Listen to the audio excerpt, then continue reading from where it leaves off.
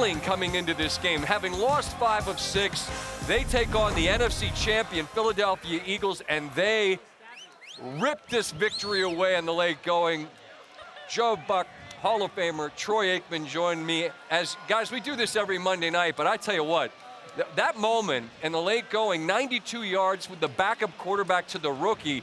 Joe, you got the best seat in the house. You tell me. I mean, these are the moments you remember, aren't they? Yeah, they are. And a great interview with Lisa after the game, and hearing the emotion, feeling it, you know, and the human side of it. A guy who came over in the trade, had been sitting there and learning and growing and getting a chance last week, more prepared to go into this game, showed flashes of what he can do. Former second-round pick by Denver, made 2 great throws on that last possession, one to DK and then the game winner to the rookie. It was fun to watch, and I know this is your first time in this stadium, Scott. Yep. This place is pretty special, and as you said, the 12s get to celebrate here tonight. Troy, we talked before the game about the Philadelphia side of the equation, and Hurts and could he go and would he go, and he comes out and goes, what, 15 plays, 85 yards, something like that. 15 plays in 8.5 minutes, I beg your pardon. But this is Locke, the backup, and the emotion was so palpable, and you imagine what a moment like that must mean to him. But what does it mean to this team, given where they are on the back end of the NFC playoffs? They hadn't been playing well. To win this game this way, how does it propel them?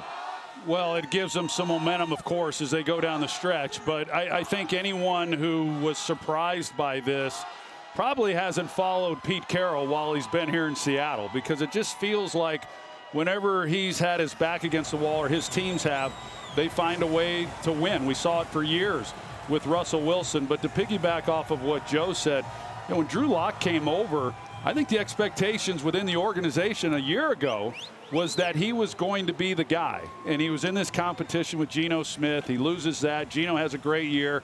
And then when we talked to him coming into this game, you could just tell that there was a lot of growth that had happened since last year, and he was appreciating the moment, and you felt that in Lisa's interview, the emotion that he felt, and that last drive, I said it before it started that it was going to be the drive of his career, the most important drive of his career, and he delivered. And you know, he's going to be celebrating somewhere tonight, and he should be. Well, I mean, it was a perfect call from you. I mean, it's 92 yards to stand between you and a touchdown that can pull this out of the hat, and they were able to get it with a couple of tremendous throws and catches. Philadelphia, guys, leaves here with another loss. It's 3 in a row. Not quite like the others, but it's now 3 in a row. They're trending in the wrong direction. Is just as a final quick thought, where do you guys both sort of land on what the Eagles are right now?